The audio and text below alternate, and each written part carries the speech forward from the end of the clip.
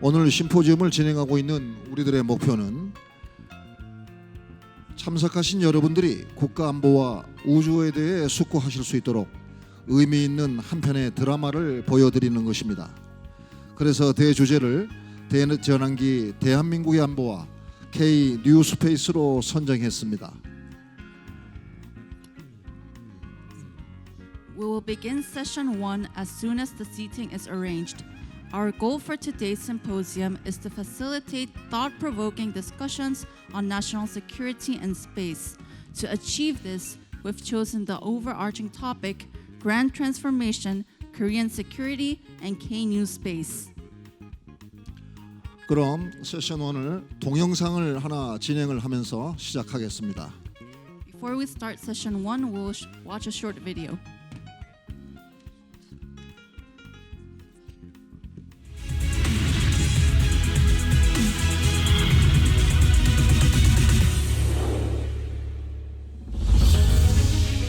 (4차) 산업혁명 시대에서 모바일, 인터넷, 위성통신 등 우주 공간을 활용하는 분야는 지속적으로 확장되고 있습니다.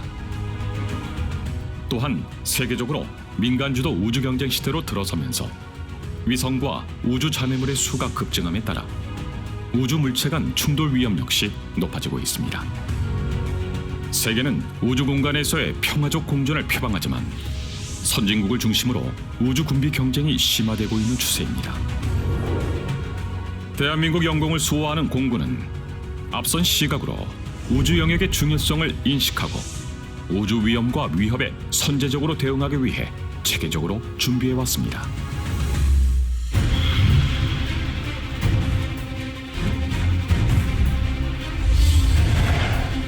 공군은 환경적, 시대적 변화에 맞춰 우주 공간까지 대한민국 수호를 위한 임무와 역할을 확장시켜왔습니다.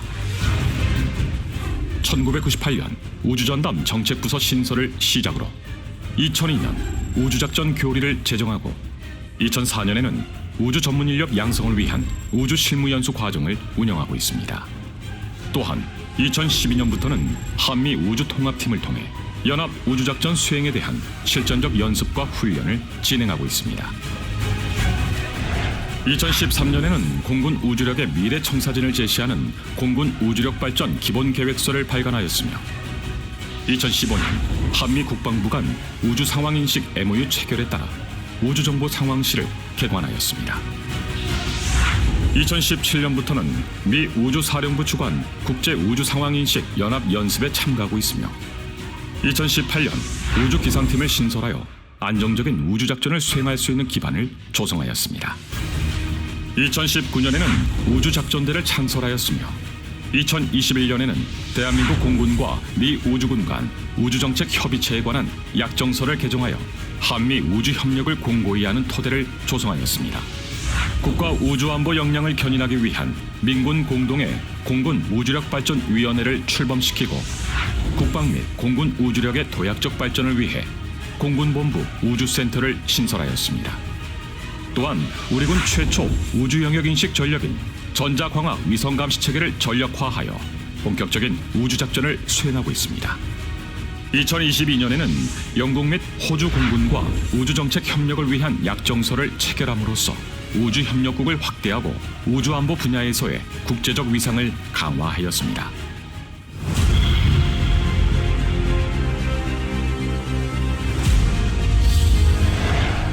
대한민국의 공군은 실질적인 우주작전 수행 능력을 갖추기 위해 우주작전 유형별 필수구비 우선순위를 고려한 우주전력 3단계 발전 계획을 수립하여 추진하고 있습니다.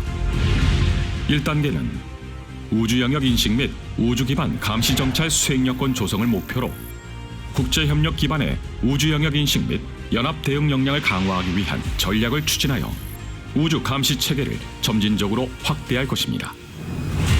2단계는 전천후 우주 영역 인식 및 우주 정보 지원 능력 확충을 목표로 추진합니다. 광학, 레이저, 레이더, 삼축 우주 감시 체계와 초소형 위성 체계 등을 기반으로 전천후 우주 감시와 정찰 능력을 확보할 것이며 이를 효율적으로 운영 및 통제하기 위한 우주 작전단을 신설할 예정입니다. 3단계는 우주 전력 투사 및 우주 통제 수행 능력 보강을 목표로 대우주작전 수행을 위한 우주 전력을 확보하고 효율적인 운영을 위해 우주 조직을 확대하여 한반도 전구 및 우주 영역에서의 우주작전을 효과적으로 지휘 및 통제할 것입니다. 단 한순간도 성장을 멈추지 않았던 대한민국 공군. 항공우주력 강화를 위한 또 한 번의 도약을 시작합니다.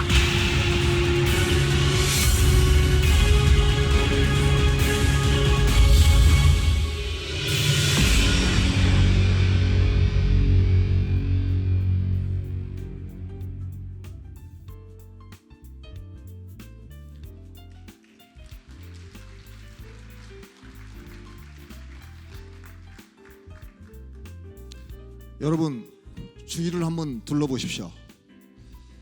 다들 피부색도 다르고 입고 있는 옷도 다릅니다만 왠지 좀 친밀하게 느껴지지 않으십니까? 우리 모두가 하늘과 우주를 향한 꿈을 가진 동지이기 때문에 이런 친밀함을 느낀 것 같습니다. 지금부터는 이제 본격적으로 학술 발표가 진행이 될 텐데 우리 동지들끼리 또 형제들끼리 한 자리에 모였으니까 마음 편안하게 오늘 심포지엄을 즐겨주시기 바랍니다. Honorable guests, please look around for a moment. Although each of us has a different appearance, outfit, but however we are united who has the same dream to the sky, facing to the sky and dreaming of the space. So please enjoy session 1. We will begin session 1 right now. 그럼 오늘 세션 1의 첫 번째 발제를 맡아주실 에이버리 골드스타인 교수님을 앞으로 모시겠습니다. 큰 박수로 맞아주시기 바랍니다. Now please join me in welcoming Professor Avery Goldstein to the front of the first presentation of session 1. Let's give him a big round of applause.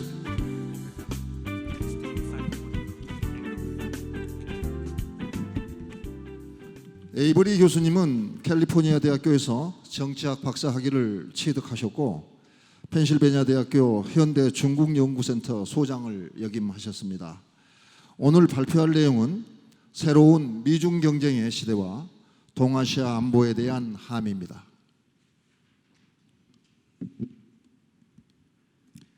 Well, I want to thank the organizers of the conference for bringing me in because I'm not an aerospace expert and I'm not a military officer.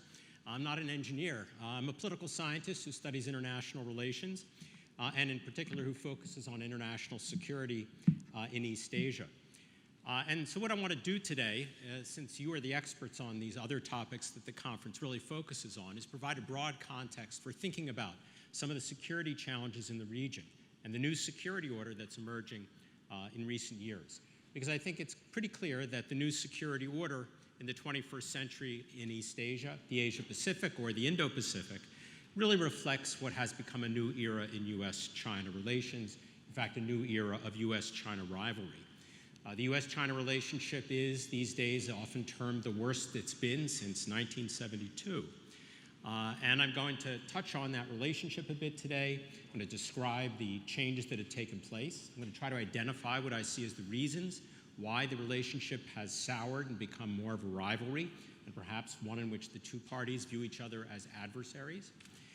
And then, I'm too loud, or not loud enough.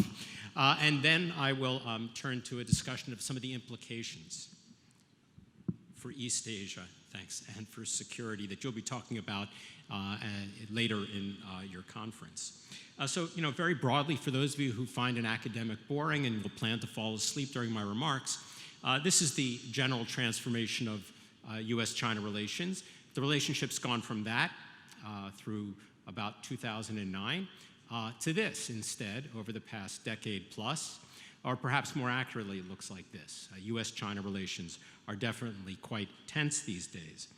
So as I said, what I want to do is begin by just briefly outlining the nature of this shift in the relationship that's taken place.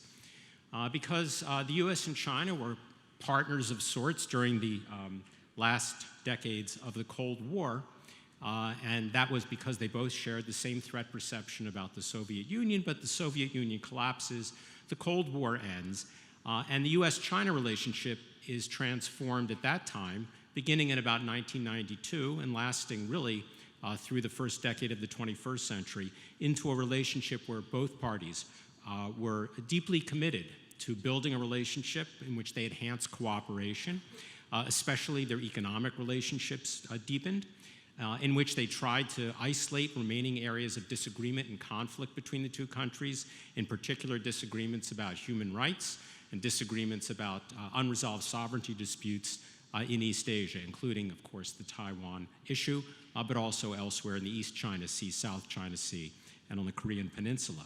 This is the era of engagement, in fact, deepening engagement from 1992, the Clinton administration, through the Bush administration, though it's worth noting that when the Bush administration first came into office, President Bush and his security advisors, most notably Condoleezza Rice, had thought about recasting U.S.-China relations and viewing China more as a competitor or rival. But the 9/11 attacks on the United States and the various military operations the United States undertook thereafter in Afghanistan and Iraq meant that the United States was focusing its strategic attention elsewhere. And really, the Bush administration kept the U.S.-China relationship on the same path it had been in the Clinton administration. But the U.S. begins to disengage from its global struggle against terrorism and the various wars it was involved in towards the end of the first decade when President Obama comes into office. And when President Obama comes into office and the U.S. begins to turn its attention to other things globally, the world had changed. Most dramatically, in the first decade, by the end of the first decade of the 21st century, it was clear China's economic and military power had increased dramatically. China was behaving a bit more assertively in the East Asian region, and this raised questions about the challenges or potential threats China could pose to American interests in the region. And this, as I'm sure most of you know, motivated the Obama administration's decision to shift American relations with China, or really to recast American strategy in the region to the so-called, by undertaking the strategic rebalance or pivot, as the U.S. Shifted its attention away from its struggles against global terrorism. When President Trump was elected in 2016, took office in 2017, this, what became a relationship that was one of greater rivalry between the United States and China, quickly deepened in terms of its rivalry and reached the point by the end of the Trump administration that a bipartisan consensus in the United States was forming that the U.S.-China relationship had fundamentally changed, was not going to go back to the approach of engagement that had been embraced for a couple of decades before that, and that when President Biden came into office, there really was no appreciable change in the tenor of U.S.-China relations. There have been some who have said that what really drove this downturn in U.S.-China relations were the policies and the approaches embraced by particular leaders, and of course in China, Xi Jinping, and in the United States under President Trump. What I want to do next in the middle part of my presentation, trying to pay attention to time here, is to suggest that in fact, while yes, the policies and ideas of Xi Jinping and Donald Trump contributed to the deepening rivalry between the United States and China, that in fact there are underlying factors, causes, shaping this deepening rivalry, the move away from engagement and towards competition between the United States and China, that in fact had been unfolding since the turn of the century. And these, I want to identify 4 of these underlying factors or causes. 2 of them contribute to the development of the rivalry and suggest why it's likely to endure for quite a long time.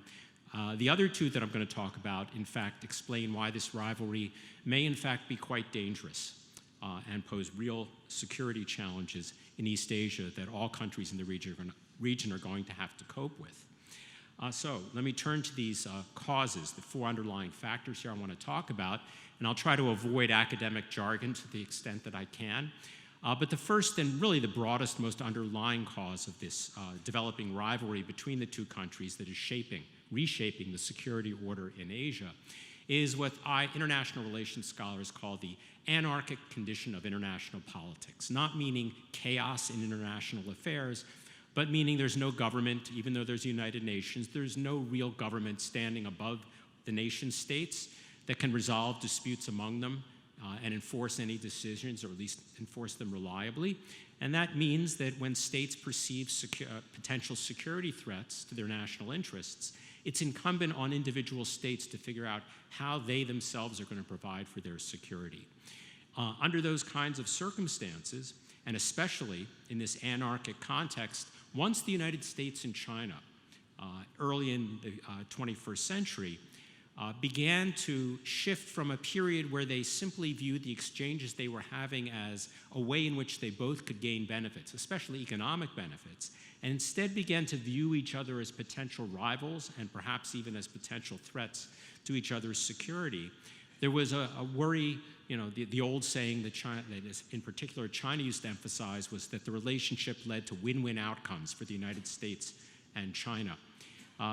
Both countries, by about 2009, 2010, weren't so much focused on win-win outcomes. They were more focused on who wins more from these exchanges, who's gaining from these exchanges, gaining benefits, economic and technological benefits in ways that might enable the other side to pose a threat to their security. And this has led to what some scholars have called the securitization of almost all aspects of US-China relations in the current period, whether it's economic issues, technological issues, even people-to-people exchanges, like exchanges among students and scholars between the two countries.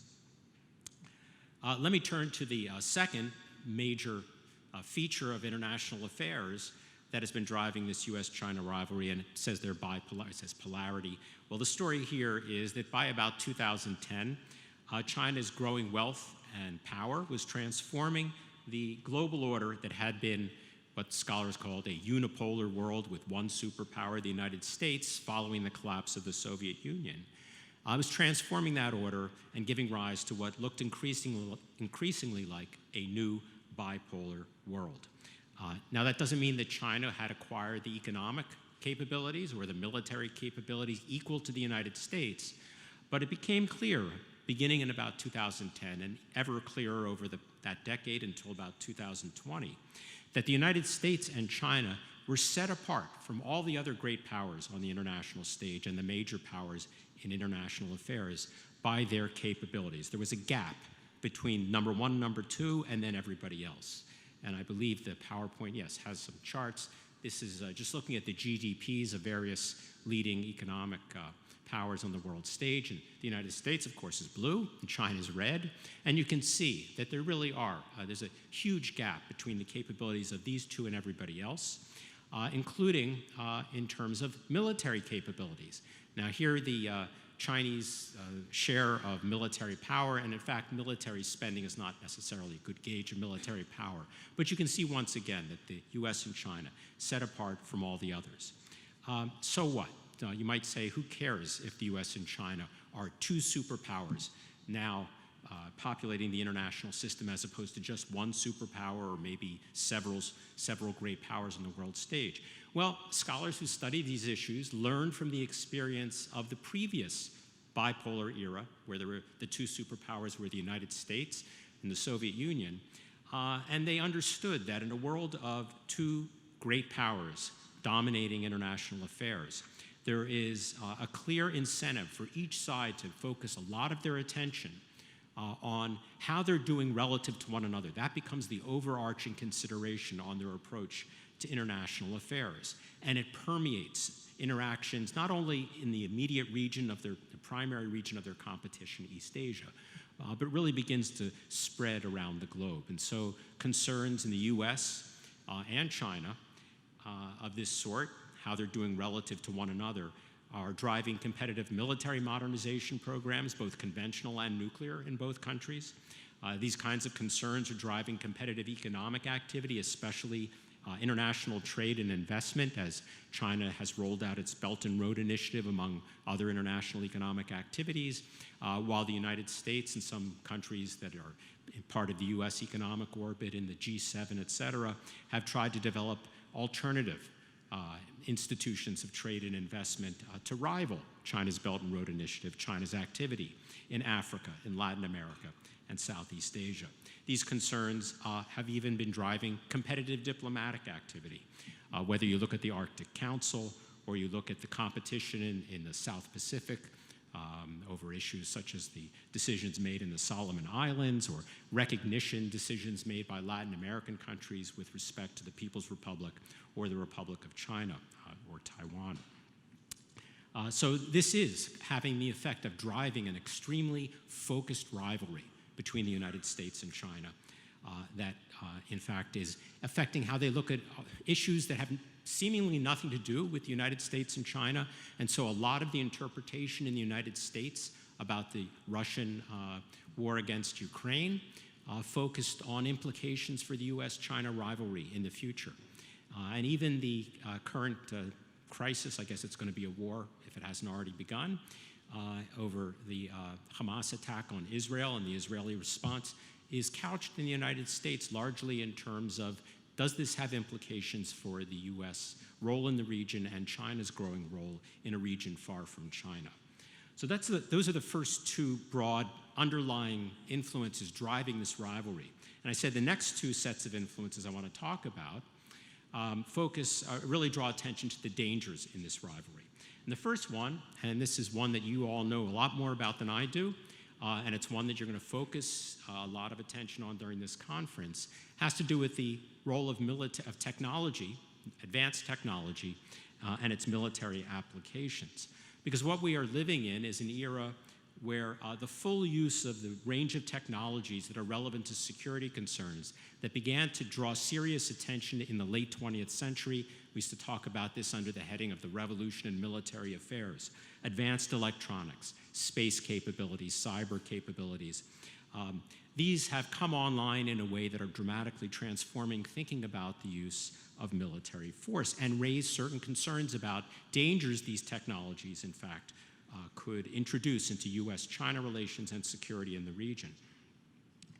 These new technologies, and when I talk about these concerns, I'm going to suggest that they raise concerns that may underscore certain new dangers. The first is that because of these new technologies, it may be harder to assess relative balances of military power in advance. This is harder to assess who has a military advantage when you can't simply count weapon systems of the old sort. Intelligence becomes much more difficult to interpret. The second consideration is that it is more difficult to forecast the outcome of military operations if they become large-scale conflicts between great powers in the full possession, fully exploited these new technologies, because it hasn't happened yet. Yes, the United States and others have used some of these new technologies in military operations against much weaker states. The U.S. has used some of these capabilities in its struggles, war, conflict, whatever you want to call, against global terrorism. But we haven't seen peer competitors fight a war in which these technologies have been tapped. And nobody can be really sure how effective they will prove to be. Third, and this is perhaps the most worrisome concern, is some of these new technologies, especially those related to space and cyber, may make it harder to slow down escalation once a conflict begins between great powers like the United States and China, because these new capabilities seem very likely to increase the incentives to go first, to become the side that can preempt the other, because kinetic operations are so highly dependent in today's world on the kinds of advanced technologies we're talking about. There's an incentive to try to get in that first blow, lest the other side strike first and perhaps blind or paralyze your command and control of your forces, rendering you a less potent adversary than you might otherwise be. So the other technology worth mentioning, and this, the first heading there says new cyber capabilities, is relatively new technology, but by now old technology, and that is nuclear weapons, which of course have been around since the mid-20th century. Nuclear weapons, unlike some of those advanced non-nuclear capabilities I just mentioned, have a more mixed effect. On the one hand, we all understand that when adversaries are in possession of large numbers of nuclear weapons, the stark reality of mutual vulnerability induces substantial caution that such adversaries are reluctant to get dragged into a military conflict, let alone a military confrontation, let alone a military conflict, because they understand the consequences of absorbing devastating retaliatory strikes using nuclear weapons. But on the other hand, nuclear weapons have this effective deterrent role inducing caution because the possibility exists that they could be used.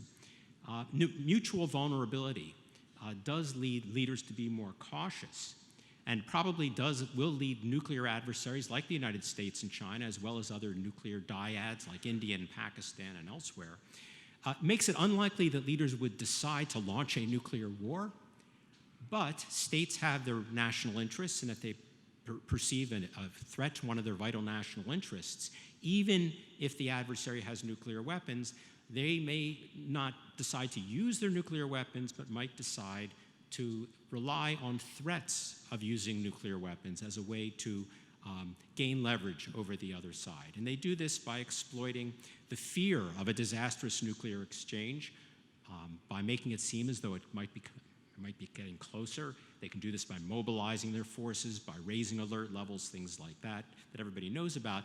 Essentially, this is the practice of brinkmanship.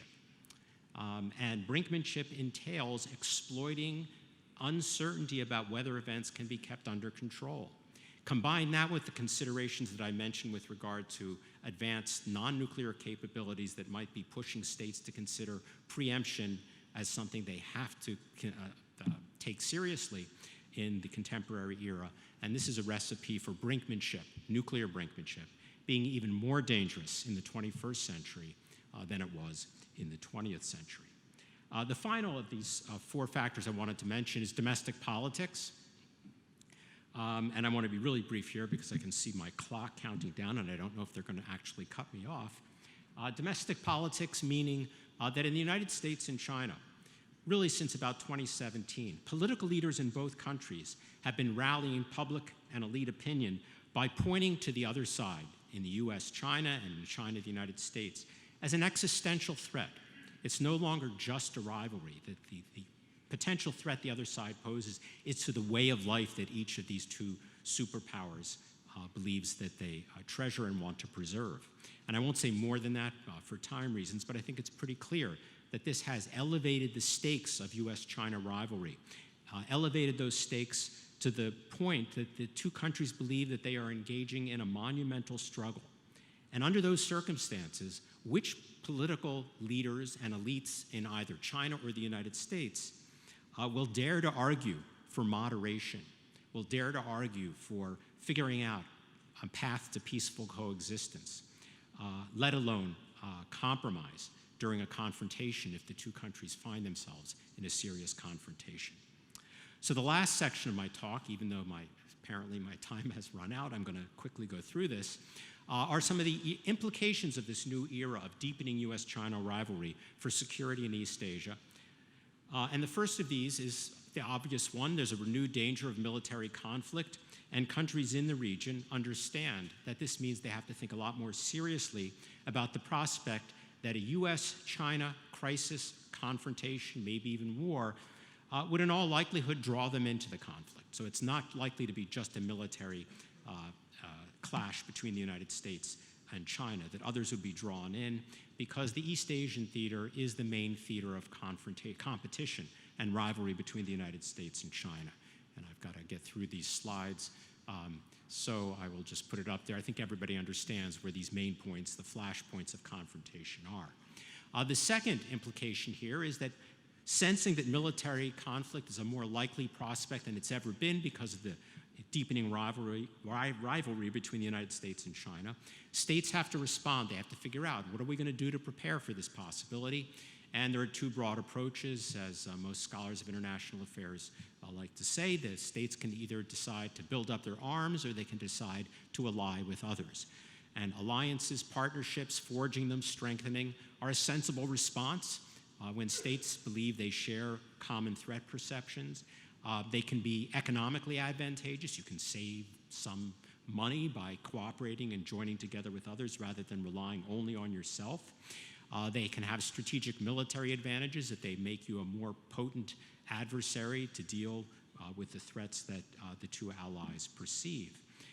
But despite their appeal, alliances don't solve all the problems for states in the region or elsewhere that think they might be drawn into a conflict because there are risks to relying on others. The obvious risks that are quickly identified are that you as an ally, may have a partner that's going to try to drag you into a conflict that may not be in your national interest to be dragged into. Or the other risk is, it's really the flip side of this the same coin, is that you may worry that when you believe your national interests are at stake, that ally may not be a reliable partner. They may delay providing you with support, or they may never provide you with support if the threat that is faced would entail running severe risks over what your ally views as perhaps your country's interests, but not their own country's interests. And so states naturally, I was going to comment on the way in which the interest in alliances is driving various countries in the region to begin to look for partners, to strengthen the relationships that exist, most famously this summer between the United States, Korea, and Japan. But also you see a drawing together of security consultations and even exercises between China and Russia, and some attempts by North Korea to tighten their relationship with Russia and China in the current period. But because alliances don't solve all the problems for states and have certain risks, states also are going to invest in their own capabilities.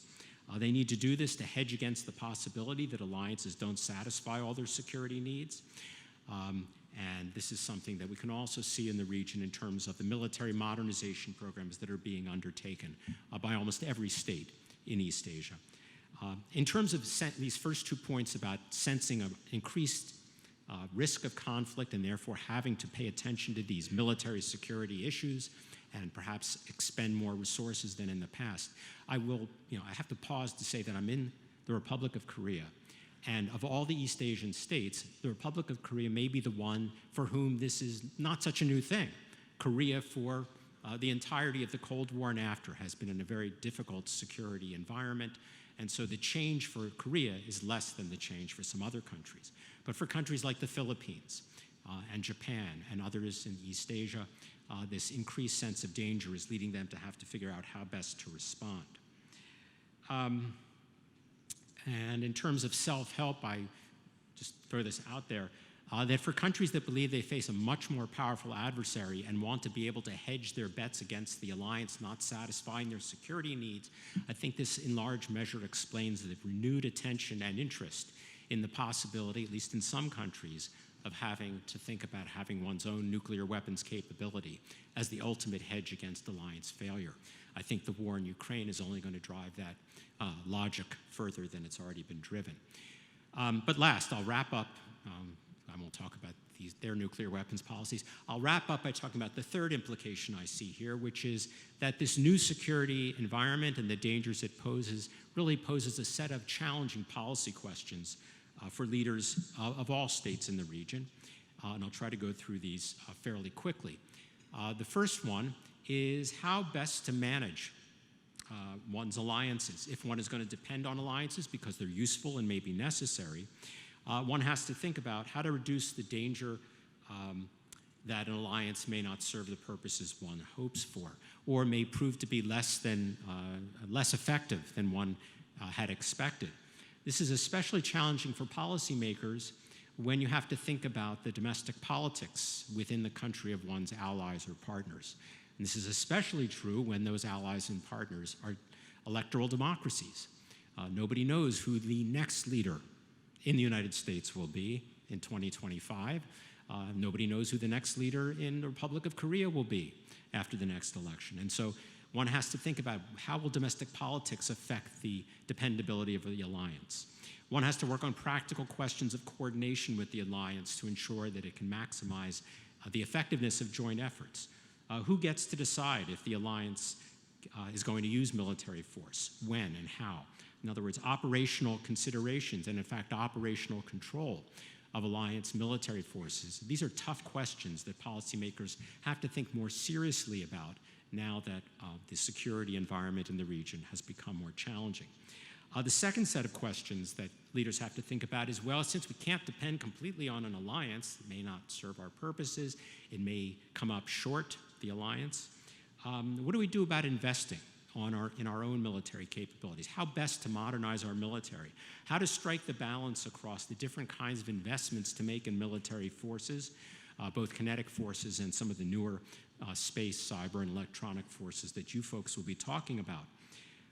Should you invest more heavily in complementary capabilities? In other words, specialize within the alliance so that each country is investing in certain capabilities, but then you have to depend heavily on the alliance operating together? Or are states going to devote more of their resources to developing their nationally controlled independent capabilities? How to strike this balance? These are challenging policy questions for all countries. The third set of challenging policy questions I think leaders have to keep in mind, and this is, guys, a normative point on my part, I think they should keep in mind, is that there's more involved here than simply anticipating and preparing to deal with a military conflict or a crisis, tapping one's military resources, but that there has to be also some thought given in advance, proactively, in ways to reduce the danger that conflicts will in fact occur in the region. And because the danger of conflict is greater, I think there's a need to focus on, as it says in the slide there, how to reduce the danger of the catastrophe that could result. And I'll wrap up by mentioning what I see as the three things that ought to be done by political leaders in the region. And I say political leaders, I mean by the leaders of both countries that the United States and South Korea view as allies, as well as the leaders of countries that are not their allies, that are perhaps their rivals or adversaries, including China. The three C's. First of all, crisis prevention. There has to be more effort put into efforts to avert crises that are readily foreseeable. Everybody can you know the flashpoints in the region, the Korean Peninsula, the East China Sea, the Taiwan Strait, the South China Sea. Leaders need to devote a lot more attention to trying, not preparing for what they're going to do when the crisis breaks out, but the political actions that may be necessary to prevent a crisis in the first place. Second C is, well, doesn't matter if leaders try to do that, crisis may happen anyway in these predictable flashpoints we all know about, or maybe an unpredictable, unexpected crisis develops, and that will require the leaders of countries to think about how are they going to manage crises that they were unable to prevent or avert. The mechanisms of crisis management have to be worked on a lot more attentively than they have been over the past couple of decades.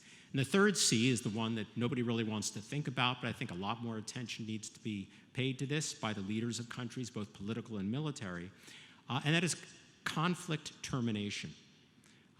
Because leaders of countries may fail to prevent crises, and the crisis management mechanisms in place may fail to prevent the crisis from becoming a military conflict, leaders need to be more proactive. They need to think in advance about the challenge of ending hostilities before escalation leads to the worst possible outcome, knowing that in the nuclear era, the worst possible outcome takes on a whole new meaning. And that's why this heading here was about reduce the danger of catastrophe. So crisis prevention, crisis management, and conflict termination are topics that deserve a lot more attention than they've been getting. And so with that, I'll apologize for having run over my time, and thank you for your patience.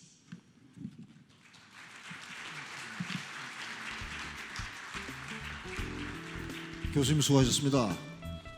국가 안보에 영향을 미치는 다양한 핵심 변수들을 다 짚어주시고 또 국가 안보에 도전이 되는 어떤 그 요인들에 대해서 해결 방안까지를 제시해 주신 교수님께 감사드립니다.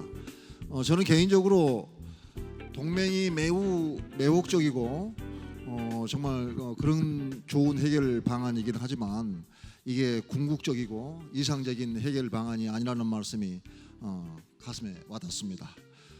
두 번째 발제자를 여러분에게 소개해드리겠습니다. 이분은 멀리 스웨덴에서 오셨습니다. 토미 피터슨 준장님을 소개합니다. 큰 박수 부탁드립니다. Our second speaker, Brigadier General Tommy Persson, has traveled all the way from Sweden. Please give him a big round of applause.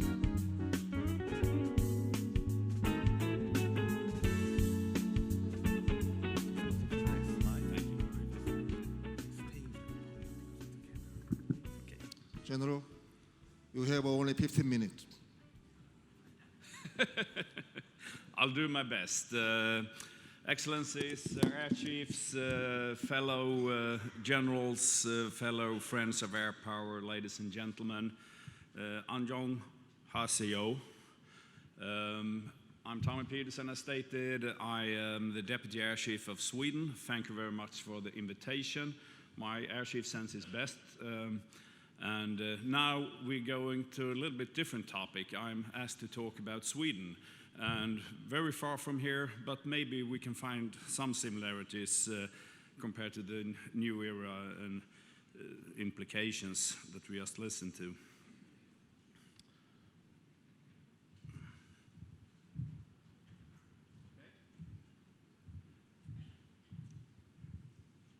So for the agenda, I'll start with our history very briefly, since I'm far away from home. The Swedish Air Force today, our warfighting concept, and some words about our future. And I'll try to keep it very brief. Our history then. Sweden, roughly twice the size of Korea geographically, the population of Seoul, 10 million people. Our Air Force was founded in 1926, started pretty slow, ramping up in the 30s when the tension in Europe was pretty high before World War II. And from that experiences in the 30s and 40s, where it was so hard for us to buy defense equipment, that's really the foundation of the Swedish domestic arms industry. Including aerospace. So that was ramped up during the 30s and 40s. Then comes along the Cold War. Sweden stays outside NATO, but of course very close, belonging in the Western Hemisphere in that sense. But we keep our domestic production and building somewhat different capabilities than the rest of the Western world, including an aircraft. And by 1958, the Swedish Air Force is actually, if you count in number of frontline fighters, the fourth or the fifth largest air force in the world, with more than 1,000 frontline fighters. You can see some examples up there in the picture from the 50s, 60s, 70s, and 80s. Cold War ended, early 90s, and then during the 90s, I'd say the Swedish Air Force turned more into normal European Air Force with we go over to interoperable data links, communication systems, and so forth. And then we enter the modern day. So the Swedish Air Force today, a little more than 5,000 professionals in my Air Force. With that, we operate some 200 aircraft out of 5 main air bases and 5 other military airfields. A 6th wing there is the Air Warfare Center, where we have our own training spread over and development over the country. When I say 5,200 employees, professionals, it's in my Air Force, or my armed forces, more things are joint than in many others, so a lot of logistics and communications and other stuff, radar sensors, for instance, are in joint level in Sweden. It says wartime structure there, or organization. It's an activated, it should be in correct translation. With that, we doubled the personnel strength with all the reservists and conscripts we can call in. We can operate from a lot of airfields in Sweden, both the military and Swedish, and some ordinary roads. And in that structure, the wings or the air bases are the base units. We operate with 6 fighter squadrons, roughly 95 Gripen, Charlie Delta versions, 3 different transport squadrons, 1 of airlift with C-130s, 1 special squadron with the airborne early warning and control and SIGINT, and 1 more personnel transport squadron for the VIP transports, etc. 4 helicopter squadrons, a mixed fleet of Blackhawks, NH-90s, and A-109s. The 4 squadrons are multi-role, but more or less dedicated to supporting the Navy, Army, Special Forces, and ourselves. And then an air surveillance and C2 battalion spread out over the country in different CRCs. What's not on the picture is the GBADs, because they are organized, trained, and equipped by the Army, but they are tactically led by us in the Air Force. So we have 2 Patriot battalions with a mixed system, Patriot and IRIS-T, also in that orbit. How we look at the operational context then. As you can see in the picture, illustrates many different threats that the modern air domain faces today. It also illustrates our typical defensive posture. We will never make the first strike, I'll say. And with that picture, I also like to stress my view of how the skies over Sweden and over many of our countries are changing nowadays. It's getting both higher, wider, and lower at the same time. With wider, I mean the natural evolution of ranges with sensors and weapons.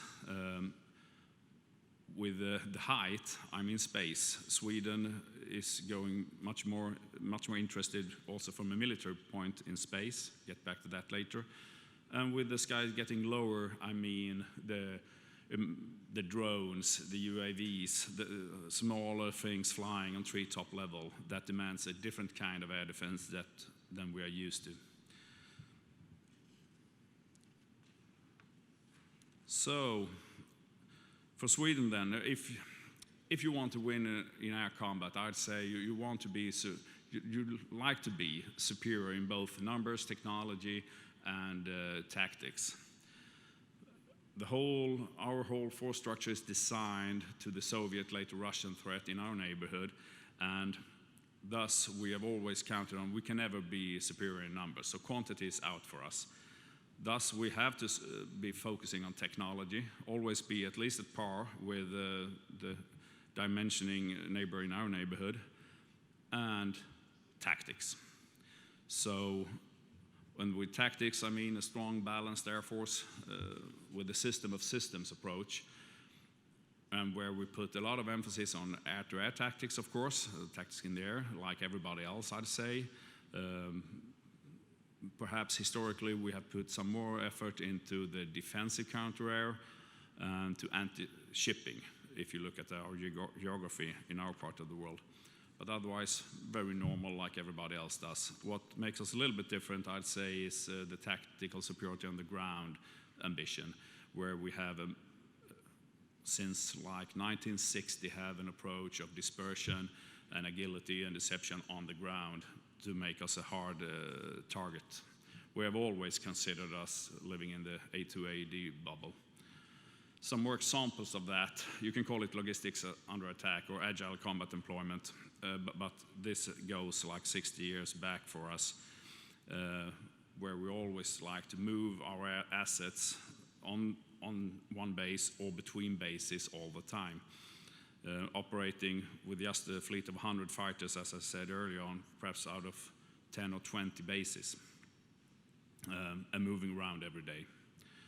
Some of the bases you can see on the picture there is designed like with one main runway and then several smaller runways with taxiways in between and different stands in between, so you can move around a lot. The smaller road strips there are just 800 meters long, so both the Gripen today and the Viggen before that is designed for takeoff and landing on 800 meters, peacetime requirements. And we train that every year.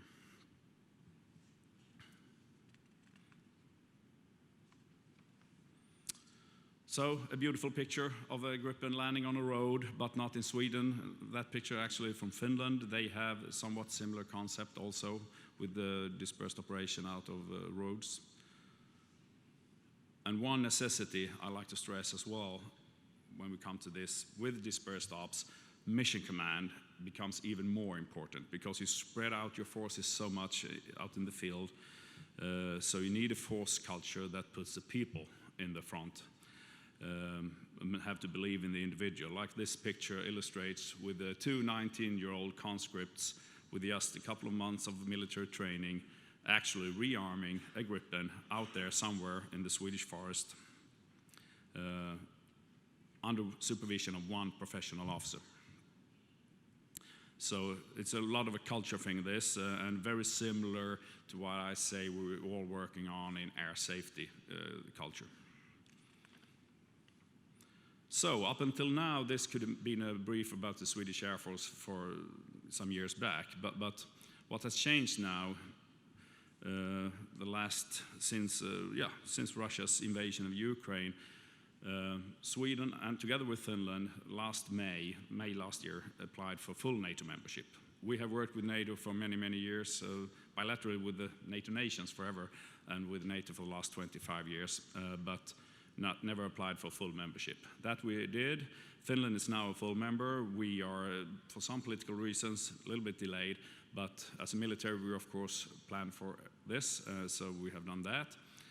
That also gives us the opportunity to work closer in the Nordic countries. So together with Denmark, Norway, Finland, and Sweden, we have always been good friends and good partners, doing a lot of stuff together. But for the last year, this cooperation has taken on a different ambition. And really what we strive for now with the Air Chief intent is to work so close together that we can have a day zero capability before Article 5 in NATO. So what's changed for Sweden then? In the upper left corner, you have the old focus. As I said, we have always worked together. We have taken part in all NATO out-of-area operations for the last 25 years. And we, of course, for a long time have expected some friends to come and help us if we get attacked. But our defense planning have been very Sweden-centric. That changes now, as soon a member of NATO, to a much more bigger area of interest and area of operations. And for the Air Force perspective, we have put that down to these 4 words: cognition, protection, concentration, and effects.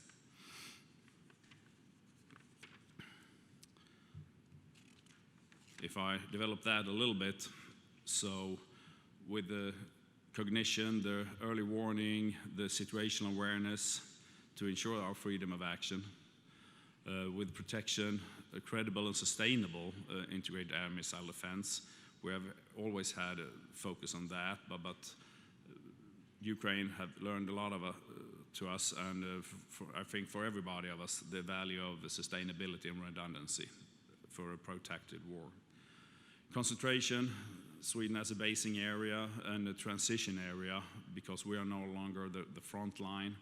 Kind of the front line is more to the east. It's Finland, Estonia, Latvia, Poland, and so forth.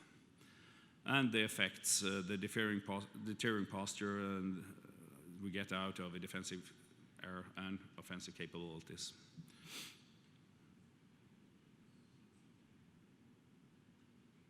So if we put this more into the last slide was the whole of NATO membership approach. If we put it more in a Nordic context and facing just the high north here, the Arctic region, of course the picture could be same for the whole region. I'd say some of the strengths with the Nordic cooperation up there in the high north is the Swedish and Finnish culture and capability of dispersed operations. We have a cooperation about air surveillance in that region for a long time, but this is enhanced now and developed. We have a long tradition of cross-border training on a weekly basis, but we increase that as well. In total, our 4 countries have a fleet of 250 plus 4th and 5th gen fighters. And Sweden has a capability of elevated sensors, and we all are developing some space capabilities. We have some challenges with NATO not so used to dispersed operations, but I think it's coming, and at least in the Nordic community, we train that a lot. Some of our systems, platforms are not designed to do dispersed operations the way we do it, but then just a matter of longer runways, and then I say all the systems really can do it to some extent. And connectivity is always an issue, but of course we put a lot of focus on that, both within the countries, between NATO and countries and so forth, but it's always about to have secret level connectivity everywhere is always tricky for us. And I think it's the same for everybody here. So with that said, I'll go to some future slides then. Of course, there is, I can say much about the future of the Swedish Air Force. I will stick to 3 points here. Those that are already decided. First, Gripen Echo. The Swedish government has ordered 60 of new Gripens. Today we operate 95 gripping Charlie Deltas. We will keep the Charlie Deltas as well, maybe not all of them, but so we have a list of at least 100 fighters in the future. This Gripen Echo, in many ways similar to F-35 and other platforms, is a game changer. It's a complete. It looks like a Gripen, old Gripen, but it is a completely new aircraft. Somewhat bigger, but you only see that when you stand next to each other. But everything inside is different. It's a new engine, a new increased weapon payload, different weapons, a completely new partial avionics system, new sensors, new electronic warfare. New RST,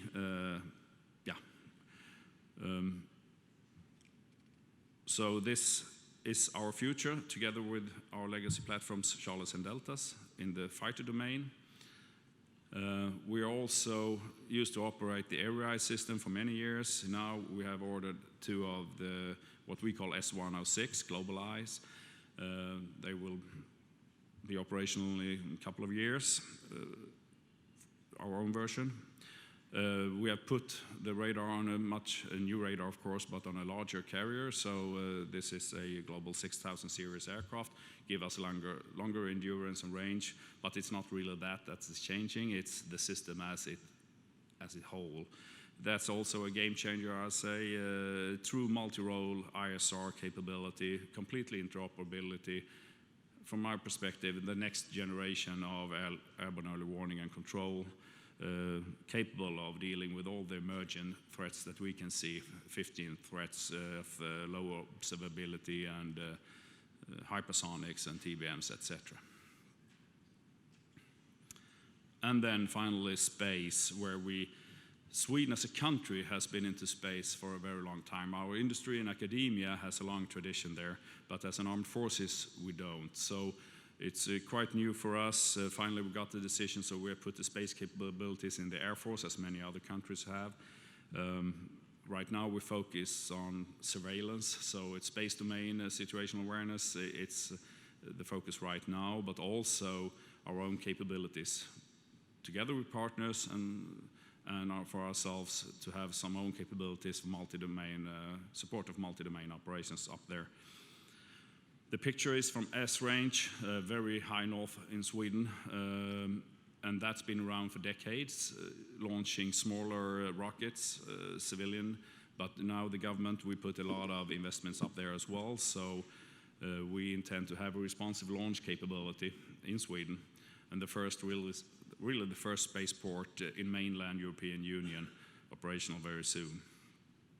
And of course, our fourth leg is the code of conduct, where we aim to, as Swedes, play an active role and contribute to the best we can to a rules-based system also in space. And with that, a short run-through for Swedish Air Force.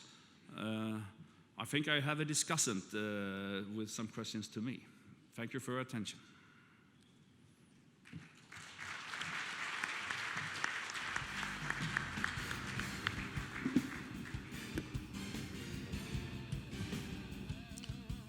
준장님 수고하셨습니다. 저는 이런 심포지엄에서 발표를 하시는 교수님들한테만 시간이 항상 모자라는 줄 알았더니 유니폼을 입고 있는 군인한테도 시간이 모자라는 것은 마찬가지인 모양입니다.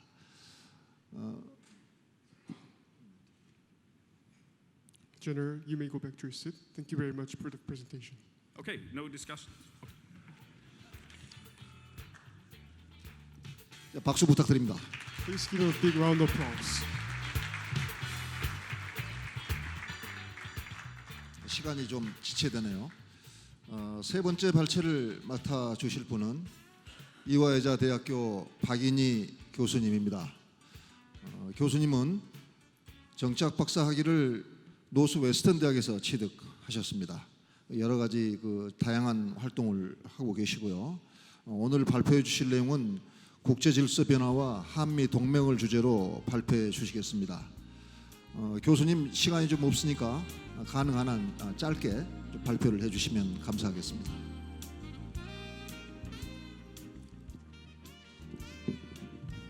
페이지를 누르시면 마지막 페이지에서 다음 페이지는 Okay, I am Uni Park, working at Ewha Women's University, the largest women's-owned university in the world in terms of having all the academic disciplines. This is my great honor for sharing my ideas and visions regarding the importance of the international security and also the importance of the Korea-US alliance partnership. Originally, I have prepared the presentation in English, and I didn't know that this is the international symposium. But considering the language of the majority of the participants, I will deliver my presentation in Korean. I do appreciate the kind understanding the participant from outside of Korea. I also that means completely trust the simultaneous interpretation. 귀중한 자리에 불러주신 정상화 참모총장님 그리고 또 연세대학교 관계자분들께 진심으로 감사의 말씀드리겠습니다. 국제질서 변화 그리고 한국의 안보라는 주제로 짧은 시간이지만 말씀을 드리겠습니다. 세 가지 정도의 포인트로 말씀을 드릴 텐데요. 많은 사람들이 국제질서가 변화의 위기에 처해 있다고 하는데 국제질서 혹은 국제안보 환경의 변화가 구체적으로 어떤 의미를 가지는지 그리고 국제사회와의 민감성이 워낙 높은 한국의 입장에서 국제질서의 변화 위기에는 어떤 국가안보 이익을 우리가 디파인하고 의미를 가지는지 그리고 그런 의미 안에서 한미동맹의 중요성은 뭔지 이렇게 순서를 가지고 말씀을 드리겠습니다. 첫 번째 발표를 해주신 에이브리 골드스틴 교수님의 발표와 연장선상에서 이해하시면 될 것 같고요. 조금 전에 발표를 해주신 피터슨 사령관님의 발표와 관련해서는 아까 발표 중에 스웨덴의 올해 나토 가입에 관련된 설명이 있었는데 그런 부분을 또 참고하시면서 이해하시면 도움이 되지 않을까 싶습니다. 18세기 정도 이후에 아시다시피 근대 자유주의 질서가 시작이 되었고요. 이런저런 이유에 의해서 근대 질서의 시작은 유럽에서 먼저 시작이 되었습니다. 아시다시피 서부 유럽 국가들을 중심으로 근대 질서가 먼저 시작이 되었고 수백 년에 이르는 근대 질서 안에서 몇 차례 단계적인 또 국제 질서를 세분화해서 이해할 수 있죠. 현재 국제사회가 경험하고 있는 국제 질서는 많은 분들이 아시다시피 45년 이후에 형성된 자유주의 국제 질서입니다. 리버럴 인터내셔널 오더라고 하고 지난 70여 년 동안의 자유주의 국제 질서는 정착되고 제도화되었습니다. 국제 정치를 연구하는 사람들 안에서 리버럴 인터내셔널 오더라는 LIO라는 표현은 일종의 많이들 통용되는 고유 명사처럼 사용하고 있습니다. 냉전 기간 때에 자유주의 진영을 중심으로 정착된 자유주의 국제 질서는 냉전의 종식을 계기로 해서 전 세계 곳곳으로 확장되었고 아시다시피 지난 30여 년 동안 급속히 확장되고 발달한 국제 자유주의 질서를 우리는 세계화라는 이름으로 부르고 있습니다. 자유주의 질서를 지탱해온 핵심적인 축이 있는데요. 국제 자유주의 질서를 지탱해온 핵심적인 축은 민주주의적이고 투명하고 이성적 판단을 할 수 있는 국가 단위 그리고 그런 국가 단위들이 관계를 맺을 때는 제도에 그리고 법적 요건에 근거한 관계를 맺는다는 제도화된 외교 관계 그리고 국제 질서에서 발생하는 다양한 사건들에 대해서는 가능한 한 다자적으로 여럿이 함께 멀티레터럴로 어프로치를 한다는 약속 그리고 제가 4번으로 처리하진 않았습니다만은 자유주의 국제 질서를 지탱해온 중요한 버팀목의 하나는 미국이 제공하는 국제 공공재였습니다. 소위 인터내셔널 퍼블릭 구즈라고 얘기하는 미국이 한국처럼 양자동맹 혹은 유럽처럼 다자동맹을 맺어서 안보를 제공한다든지 월드뱅크나 IMF 또 지금은 조금 문제가 있긴 합니다만은 WTO와 같이 자유주의 질서가 이렇게 수호될 수 있도록 제공하는 이런저런 국제 기구들을 국제 공공재라는 이름으로 자유주의 질서를 떠받치는 중심 축으로 이해되고 있었습니다. 근데 이제 여기에 이런저런 문제가 발생했고 아카데미아에 있는 연구자들은 물론이고 정책 결정자들은 여기저기서 발생하고 있는 국제 자유주의 질서 문제에 대해서 관심을 가지기 시작을 했습니다. 정확하게 언제부터라고 얘기하기는 어렵습니다만은 대체로 전문가들은 특히 2010년도 조셉 나이 교수가 Foreign Affairs의 자유주의서의 균열에 대한 얘기를 하면서 일반화되기 시작을 했는데요. 글로벌 금융 위기를 거치면서 2010년대 이후에 이런저런 사건들이 발생을 하게 됩니다. 여러분들도 기억하시는 이런저런 사건들은 중국이 의욕적으로 시작한 원벨트 원로드 강대국 프로젝트라든지 또 몇 년 후의 일이긴 합니다만은 하나의 유로피언 유니온이 굉장히 성공적인 실험을 하는 줄 알았는데 블랙시트라는 이름으로 영국이 EU에서 탈퇴를 하고 그리고 정치적 기반이 전혀 없는 사업가 출신인 트럼프가 트럼피즘이라는 그런 독특한 이념적 정향성을 내세우면서 대통령에 당선이 되고 그리고 강대국들 간의 이런저런 양보와 타협이 잘 이루어지는 자유주의 질서였는데 미국은 물론이고 일본, 중국 등을 포함해서 강대국이 사안에 따라서 이기주의적인 행태를 보이고 이런 자유주의 질서의 위기들이 여기저기서 드러나기 시작을 했습니다. 돌이켜보면은 세계화 30년 동안에 세계화 시작할 때 최초에 설정되었던 목표 세계화가 그 물자와 자본이 자유롭게 이동을 하고 인적 교류, 정보 혁명 이런 것들이 이루어지면은 국제사회의 빈부의 차별이 없어질 줄 알았고 30년 전에는 또 언젠가는 국제 다양한 안보 위기들이 제거될 줄 알았던 물론 그런 꿈들이 사라진 것은 사실입니다. 물론 어떤 측면에서는 세계화 30년간 자유주의 국제 질서의 공고화의 결과로 평화와 번영을 가져다 준 측면도 있지만 또 한편으로 보면은 중동 문제라든지 테러리즘 문제라든지 인권 문제라든지 불법 이민자 문제라든지 특히 환경 파괴와 기후 변화 같은 문제들은 자유주의 국제 질서가 안고 있는 구조적인 문제점이 아닐 수 없습니다. 그런 차원에서 아주 드라마틱하게 아시다시피 자유주의 탈냉전 자유주의 질서 30년의 역사를 마감하고 아시다시피 코비드 19이 발생을 하면서 이거 우리가 경험한 30년의 세계화가 뭔가 문제가 있는 것이 아닌가, 잘못되고 있는 것이 아닌가 하는 그런 이런저런 목소리가 나오게 되었던 것이죠. 더군다나 밀리터리 강대국들이 이런저런 사안에 맞닥뜨려서 밀리터리 오퍼레이션을 하기는 하죠. 하지만 전쟁이라는 정책 옵션은 전쟁도 정책 옵션의 하나니까요. 전쟁이라는 정책 옵션은 더 이상 무의미한 것인 줄 알았는데 러시아가 자국의 인터레스트를 위해서 우크라이나를 침공하는 전쟁이라는 옵션을 선택하는 것을 최근에 목도하게 되었고 또 중국이 중국 중심의 다양한 제도절을 디자인하면서 미국 중심의 질서를 자유주의 질서를 중국 중심의 질서로 바꾸고자 하는 시도를 하면서 강대국 정치의 기환, 자유주의 질서의 위기가 본격적으로 도래하는 것이 아닌가라는 그런 생각을 하게 되었습니다.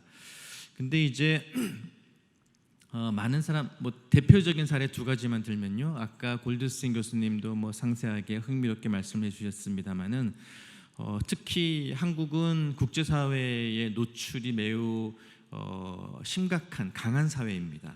아시다시피 우리는 가진 자원이라고는 사람밖에 없는 나라이고요. 천연 자원은 물론이거니와 좁은 영토에 아주 초강대국들에게 둘러싸여 있습니다. 그야말로 가진 것이라고는 사람밖에 없는 나라입니다. 그래서 국제 질서의 변화와 자유주의 질서의 위기가 도래한다면은 한국에 미치게 될 데미지와 한국에 미치게 될 부정적인 영향은 매우 심각합니다. 그런 차원에서 오늘의 문제의식인 안보사항과 관련해서 두 가지 문제 한번 살펴보자면은, 하나는 너무나 잘 아시는 바와 마찬가지로 골드슨 교수님이 자세히 말씀하신 바와 마찬가지로 미국과 중국의 갈등입니다. 물론 강대국끼리의 충돌과 갈등은 자유주의 질서 이후의 시작 이후에 일반적인 현상이었습니다. 예를 들어서 19세기에 영국 중심의 세력균형 질서의 다양한 갈등과 다툼이 있었다든지, 또 불과 20세기에는 미소 갈등으로 대표되는 양극 체제의 그런 강대국 대결과 정치가 있었던 것처럼 지금 도래하고 있는 미중 간 갈등은 사실 근대 국제 질서의 역사적 맥락에서 보면은 그다지 새로운 것이라고 보기는 어렵습니다. 다만 문제는 많은 전문가들의 지적과 공감처럼 70여 년 된 지금 자유주의 국제 질서를 대체할 다른 질서가 부재한 상황에서 미중 갈등이 첨예한 갈등으로 치닫고 부정적인 측면이 더 두드러지는 것은 매우 큰 피해를 야기할 거라는 것입니다. 그래서 한번 돌이켜 보면은 과거의 다른 강대국 정치와 달리 미중 갈등은 극단적인 협력과 극단적인 공존이 이렇게 함께 작용한다는 특징을 가지고요. 그리고 또 서로 갈등하고 굉장히 무역 전쟁과 관세 전쟁 이런저런 전략 물자 경쟁을 하고 있지만 또 한편으로는 협력을 할 수밖에 없는 그런 매우 흥미로운 구조를 가지고 있습니다. 또 더더군다나 우리에게 중요한 의미를 가지는 것은 미중 갈등이 전 세계적인 포괄적인 의미를 가진다기보다는 동아시아에 집중되는 그런 경향을 가지고 있습니다. 그래서 미국은 과거에 비해서 외교에 투입할 수 있는 가용 자원이 줄어들었기 때문에 미국이 투입할 수 있는 외교안보 자산의 제한, 또 국내 여론의 발목, 이런저런 현실적 요인을 고려를 해서 인도퍼시픽 전략이라는 구상을 내세워서 미국이 유지하고 있던 인도퍼시픽 지역에서의 지위를 지속적으로 유지하려는 계획을 세우고 있습니다.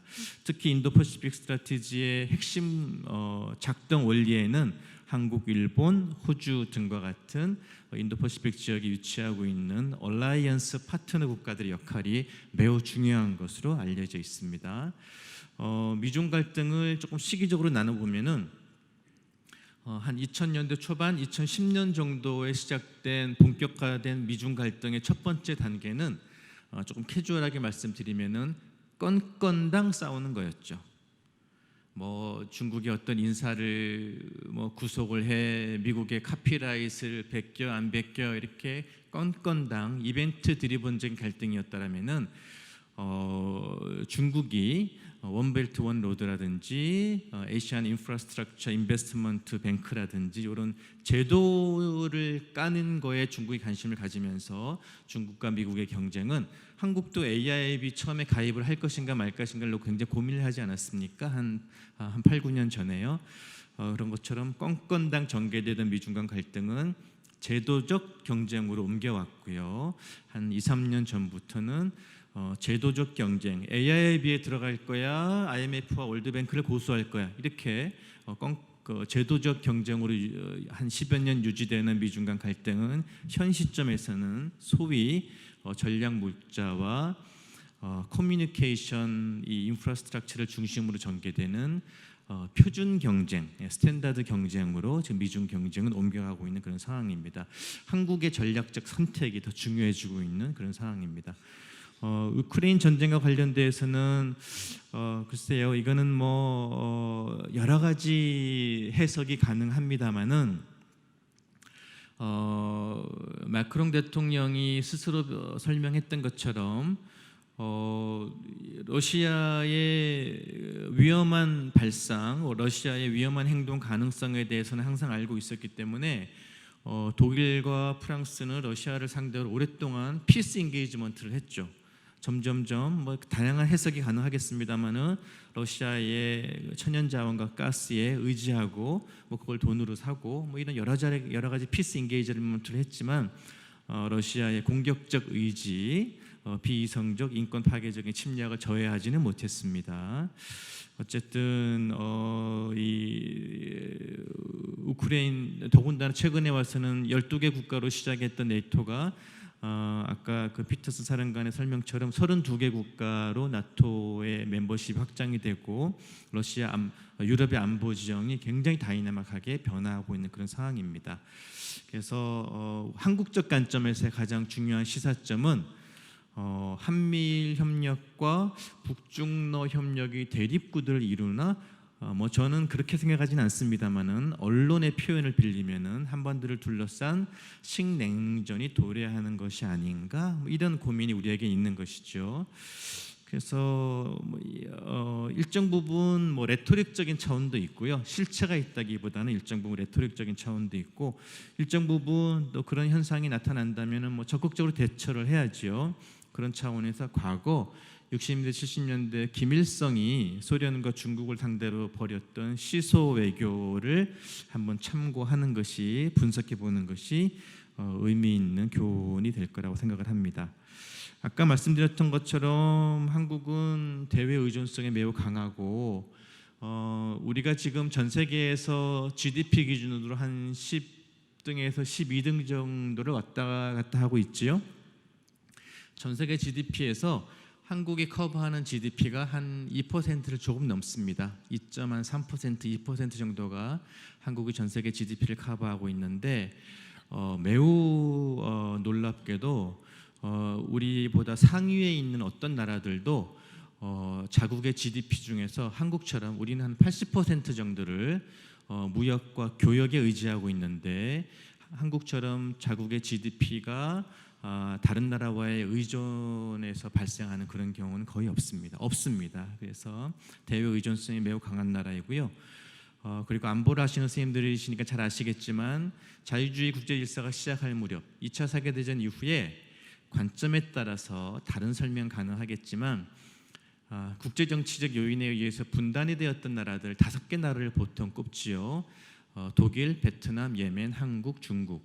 중국과 대만이 서로 다른 2개의 나라가 아니고 한국 정부는 원 차이나 팔러시를 존중하고 있기 때문에 중국과 대만이 체제 경쟁을 벌이고 있다는 표현은 정치적으로는 정확한 표현이 아닙니다. 그럼에도 불구하고 학문을 하는 사람들은 그렇게 5개 사례를 꼽고 있습니다. 그런데 아시다시피 독일은 독일 방식의 통일을 이루었고요. 베트남, 예멘도 각자의 방식을 통일을 이루었고 중국도 원차이나 팔러스이기 때문에 자유주의 국제질서 이후에 대표적인 국제정치 요인에 의해서 분단되었던 나라가 여전히 대치 상황에 있는 경우는 한반도 상황밖에 없습니다.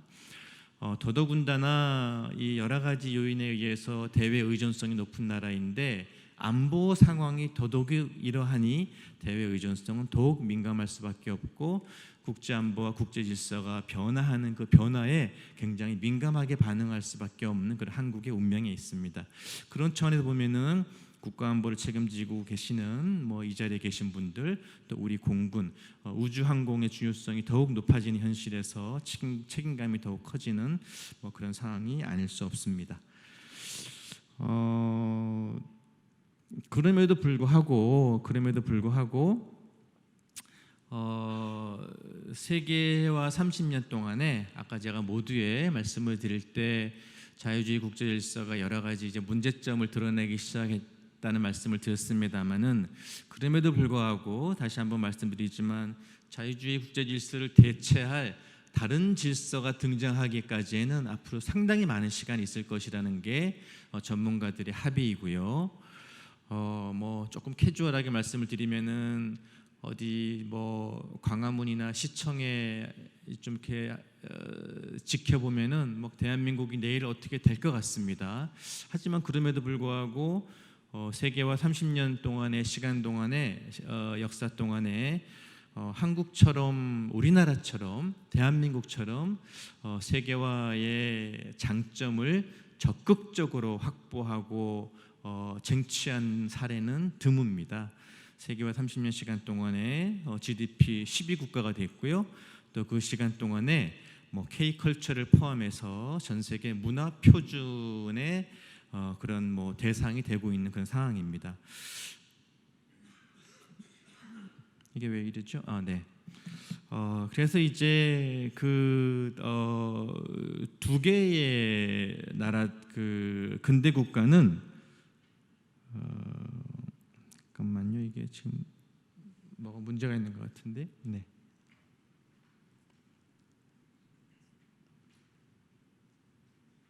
네, 근대 국가는 보통 두 개의 목표를 설정하면서 한 수백 년 역사를 거쳤는데 모든 국가는 1차적으로 설정하는 목표는 먹고 사는 문제입니다.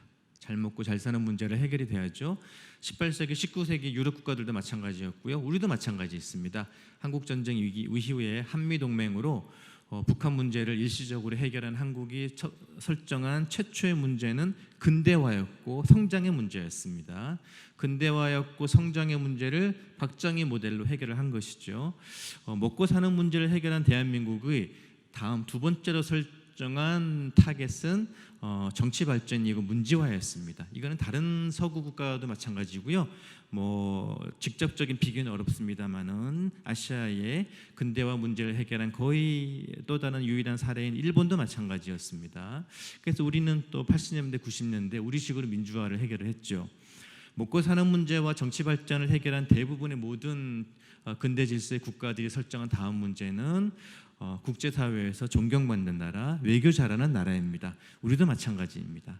그래서 돌이켜보면 근대 세계화 시간 동안에 경제성장과 정치발전이라는 두 개의 자산을 가지고 국제사회에서 의미 있는 핵인자가 되기 위한 국가가 되기 위한 외교 잘하는 나라를 세 번째 목표로 설정을 하고 많은 노력을 하고 있고 평화를 지키고 번영을 지키는 가장 중요한 전제 조건은 확실한 억지력이기 때문에 뭐 강력한 군사력을 가진다든지 국제기구의 리더십을 발휘한다든지 또 국제사회의 다양한 문제에 해결 능력을 발휘하는 이런 모습을 갖추려고 노력을 하고 있습니다.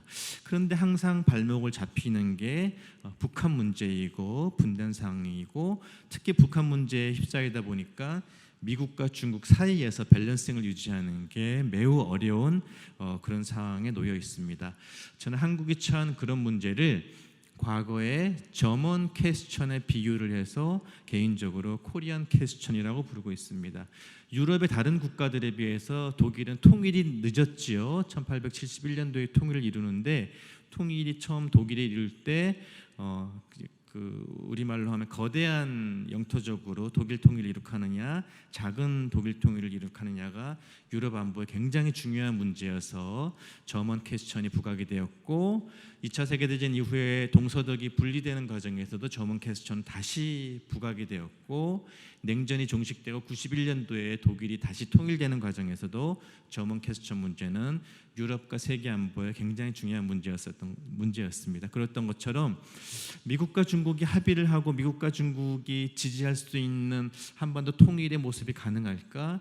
우리의 막강한 군사력을 바탕으로 해서 북한을 변화시키고 북한의 비핵화를 이루어내고 국제사회의 지지와 응원 속에 통일을 이루는 코리안 퀘스천이 가능할까? 이런 문제에 대해서 항상 고민하고 있고 이 자리에 계신 분들과도 고민을 공유하고자 합니다. 그 과정에 한미동맹은 굉장히 중요한 핵심적인 안보 자산이 아닐 수 없습니다. 돌이켜보면은 동맹이라는 표현은 우리가 미국만을 상대로 사용할 수 있는 표현입니다. 미국은 한 40여 개 국가와 동맹 관계를 맺고 있지만 우리는 동맹이라는 표현을 미국하고만 쓰고 있죠. 지난 70여 년 동안 가진 건 사람밖에 없는 국가에서 한미동맹은 우리가 가장 신뢰할 만한 외교안보 자산 중에 하나였고요. 또 동북아에 매몰되면 안 되는 거대한 초강대 국가들 사이에 끼어 있는 이 작은 국가가 탈동북아적인 세계와 세계 속으로 적극적으로 나아갈 수 있는 가장 의미 있는 안보 자산이었습니다. 그래서 70년 한미동맹을 기념하면서 한미동맹을 더욱 적극적으로 발전시키는 것이 다른 외교안보 자산을 발굴하는 노력도 필요하지만 한미동맹 활용에 새로운 또 모멘텀을 찾는 길이 의미 있는 노력을 생각합니다.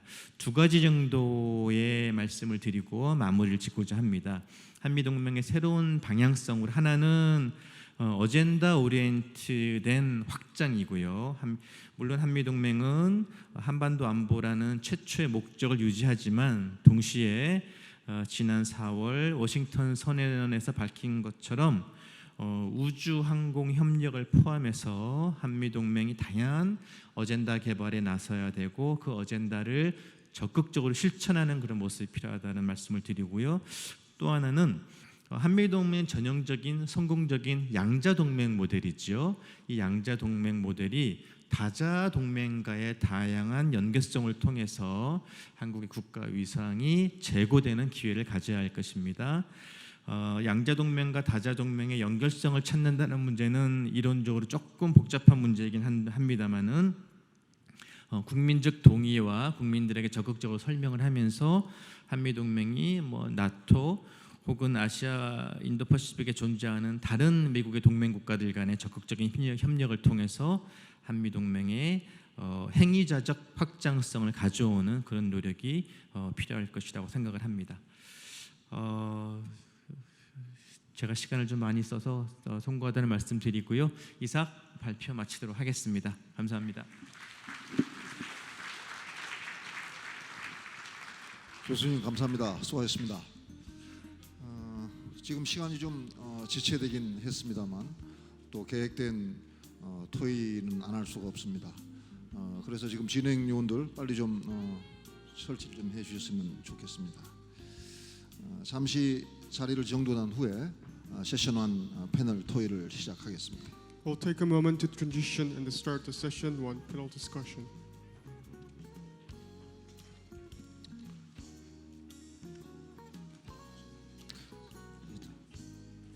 자리가 정돈되는 대로 패널 토의 좌장을 포함을 해서 발표자, 토론자 분들은 단상으로 올라오시기 바랍니다.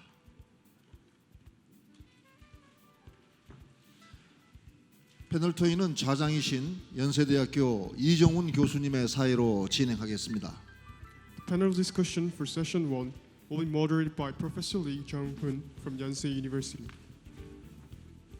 이정훈 교수님은 옥스퍼드 대학교에서 박사학위를 취득하시고 하버드대 케네디 스쿨 선임 연구원 등을 역임하셨으며 현재는 연세대학교 국제대학원장이십니다. Professor Lee, with a PhD from University of Oxford, previously held the position of Senior Fellow at the Kennedy School of Government at Harvard University, and now serves as a Dean of the Graduate School of International Studies at Yonsei University.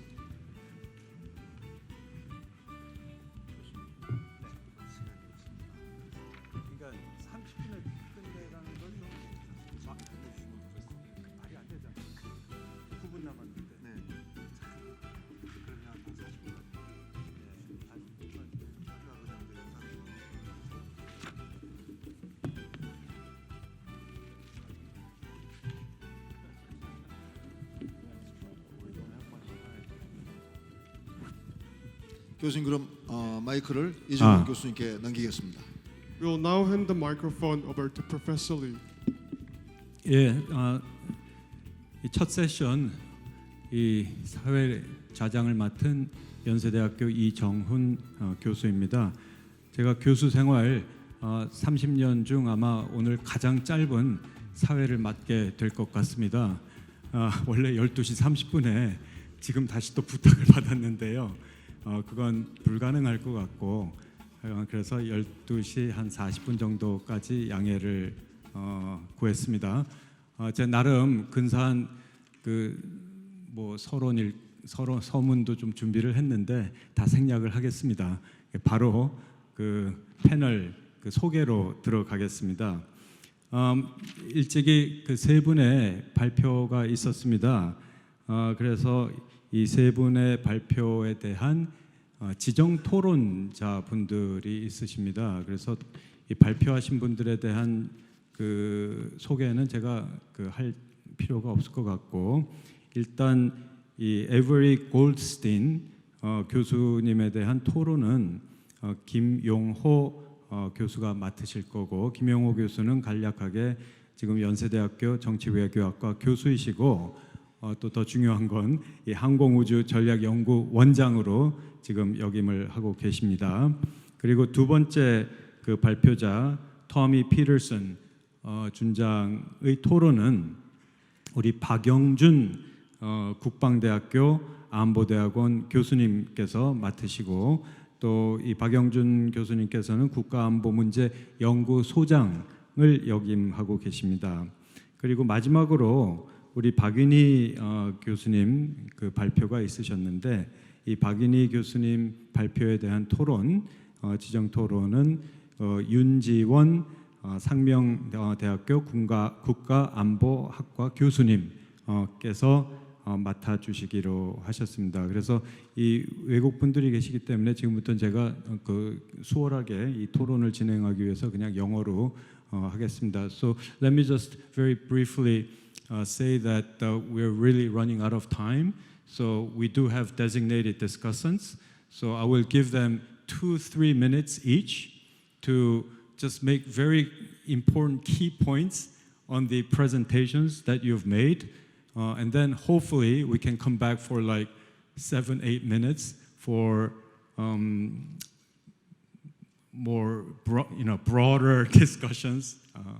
So let me turn to Professor Kim Yong-ho first. Thank you, Mr. Professor Lee Jung-un. I have prepared for about 10 to 12 minutes discussion, but due to the order of Professor Lee, I'll be as brief as possible. It was my pleasure to see Professor Avery Goldstein for the first time in 16 years. We co-authored a book which was published in 2007, and it was very nice. And I was very enlightened by his presentation, and I learned a lot. I want to ask you to share your views on 2 points. One is the role of domestic politics. You have indicated main causes of emerging new security order in East Asia, anarchy and competition for relative primacy. But to my view, what was a very important momentum in restructuring international security order in East Asia was domestic political changes, leadership changes in China, and North Korea's obsession in hereditary succession, and also leadership changes in the United States from George W. Bush to Barack Obama, and Barack Obama to Donald Trump, and Donald Trump and the current president, Joe Biden. And the big shift in American foreign policy itself causes some sort of uncertainty and risks in terms of countries in East Asia. And also leadership changes in South Korea turns the Korean Peninsula as the experimental laboratory of international relations theory, liberal theories to conservative policies. And I want to share your views on domestic politics and its influence on international security order. And the second point I want you to share your views is the future prospect of Sino-North Korean relations. As you know, Kim Jong-il, the current leader's father, could not meet Chinese leaders for 6 years. And he could meet Chinese leaders for the first time just before he was about to hold Inter-Korean Summit. Likewise, Kim Jong-un could not meet Xi Jinping for 7 years until he held Inter-Korean Summit meeting with President Moon Jae-in. And he called Kim Jong-un to China again before Kim Jong-un was about to hold summit meeting with President Donald Trump. So I'm not sure whether you like the movie Godfather or not, but in the movie Godfather, Michael Corleone get advice from his father's friend how to hold alliance with his rival. His rival is Hyman Rose. And the advice was exactly describes the current North Korean perception on China. Your father respected Hyman Rose. Your father liked Hyman Rose, but your father never trusted Hyman Rose. That was the exact description of North Korea's view on China. I want to share your views on this. Thank Okay, you. That's thank it. you, Professor Kim. Now I'll turn to Professor Park Young-jun to comment on Brigadier General Tommy Peterson's speech. Yeah, thank you, President. It is my great pleasure and honor to be a discussant to the presentation by the Deputy Commander of Swedish Air Force, Brigadier General Tommy Peterson. Through today's presentation, Deputy Commander Peterson introduced the strategic background of Sweden and general policy directive of Swedish Air Forces, enabling us to understand deeply Sweden's security policy and Swedish Air Forces' contribution to it. Due to the time limitation, originally I prepared 4 questions, but due to the time limitation, I would like to raise 2 questions. First question is related to the Sweden's defense industry. Recently, South Korea succeeded to develop our own supersonic fighter jet, KF-21, becoming the 8th country in the world to develop such a level fighter jet. However, as was mentioned by Brigadier General Peterson, Sweden already was developing its own high-tech defense equipment, such as Saab supersonic fighter jet from the early 1950s. In addition, Sweden also developed anti-tank missile, NLAW, which was provided to Ukraine in this war. So my question is, even though Sweden was a neutral country for a long time, what was the reason why Sweden made effort to develop your own indigenous defense industry? My first question. Second question is about Russia's response to Sweden's historic decision to join the NATO. As was explained by General Peterson, Sweden decided to join the NATO last year by incumbent Prime Minister Magdalena. Okay. Of course, the NATO does not recognize Sweden as a regular member due to the Turkey's state resistance to it. But my question is about Sweden is a very close country to Russia, and through across the Baltic Sea, Russia's Baltic fleet was deployed, and Russia deployed other strategic missiles in the Russian territory. So, facing the Sweden decision to join the NATO, what is Russia's response to it? Maybe Russia can retaliate to Sweden's decision to it. So please explain more about Russia's response to the Swedish decision. Thank you. Okay, thank you, Professor Park. Finally, we have Professor Yoon-ji Won, who will comment on Professor Park-in-hee. 네, 감사합니다. 이렇게 유익하고 중요한 국제 심포지엄에 토론자로 참석해 허락해 주셔서 공군과 연세대 관계자분들께 감사드리겠습니다. 지금 시간 관계상 저도 좀 속도를 좀 내야 될 것 같습니다. 박인희 교수님께서 아주 중요한 주제에 발표해 주셨는데요. 저는 한미동맹과 관련된 2가지 간략한 질문을 드리면서 제 토론을 마치고자 합니다. 올해 특히 한미동맹 70주년을 맞아서 여러 행사나 심포지엄 그리고 앞으로 미래 한미동맹에 대한 많은 아젠다도 세팅이 되고 또 토의와 또 여러 가지 아이디어가 같이 공유되고 있는데요. 첫 번째는 지금 작년 2022년 11월 달이 되겠죠. 그 한미 연합사가 평택 기조로 이전하면서 그야말로 주한미군 평택 시대가 개막이 됐습니다. 주한미군의 안정적인 주둔과 또 캠프 험프리스의 임무와 역할이 더욱더 중대되고 있습니다. 평택 인구가 60만인데 그중에 5만 정도의 인구가 주한미군과 주한미군 가족들입니다.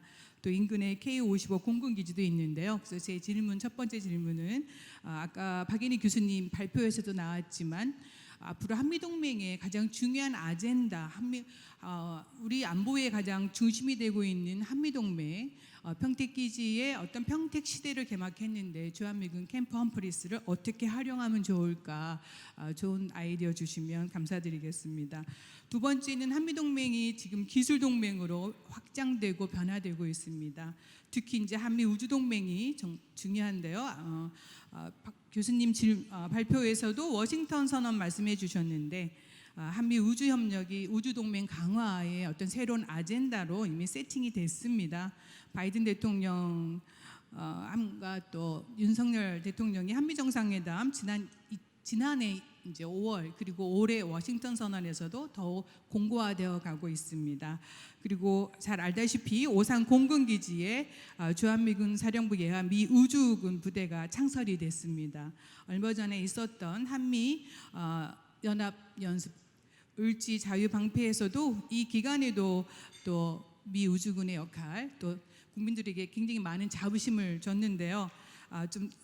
시간 관계상 좀 줄이자면은 자 이제 한미동맹이 기술동맹으로 전환되고 우주동맹이 강화되어 가고 있는데 한미 간의 양자 간의 우주협력은 지금 여러 가지 다양한 형태로 진행이 되고 있는데 교수님께서 마지막 발표하실 때 다자동맹, 다자안보를 말씀하셨습니다. 그래서 지금 공군이 영국과 호주와도 우주 협력을 하고 있는데 우주 동맹 강화에서 양자 간 한미 동맹 굉장히 중요합니다. 그걸 기반을 토대로 해서 우주와 관련된 협력적 다자 거버넌스 구축을 위해서 우리는 무엇을 해야 되는지 이런 부분에 대해서 교수님의 의견과 식견을 듣고 싶습니다. 네, 제 토론은 여기서 마치겠습니다. 고맙습니다. 네, 윤 교수님 감사합니다.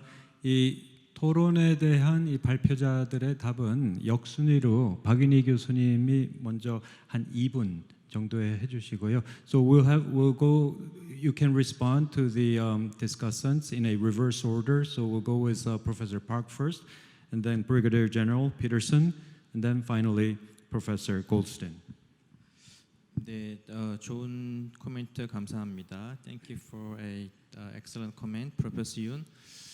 두 가지 정도 문제 의식 주셨는데요. 이게 이제 70년 동안에 북한 디터하고 한반도 안보하는 건 잘했는데 뭐 평택 기지도 옮기고 겸사겸사 새로운 문제 의식, 뭐 목표의 공유 이런 건 어떻게 했으면 좋겠냐는 말씀이셨고요. 또 하나는 한미 간의 이런저런 합의는 잘 이루어질 것 같은데 한미 동맹이 이렇게 이제 다자와의 접촉면을 넓히려는 고민을 지금 하고 있지 않습니까?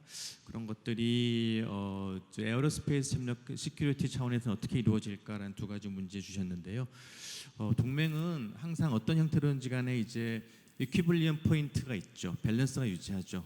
뭐 그걸 가지고 항상 이제 엑사이즈를 어떻게 해, 분담금은 누가 더 어떻게 많이 해, 커맨드십은 누가 가져가 이런 다양한 사안을 가지고 다투기는 것처럼 보이긴 하지만 결국은 균형점을 찾아서 항상 이동하게 되어 있습니다. 그래서 저는 강대국, 약대국이 만난 동맹 중에 2차 대결전 이후에 한미동맹이 가장 성공한 모범적인 사례라는데 감히 자신 있게 말씀을 드리고 뭐 정확한 표현은 아닐 수 있겠습니다만 지난 70년 동안의 역사 동안 한미 동맹이 조금 관계에 비대칭성이 있었죠. 완전히 이렇게 균등한 그런 뭐 이제 그런 동맹은 아니었어요. 그래서 한미 동맹의 책임감 또 문제 의식, 목표 이런 것들을 이제 완전히 조금 이렇게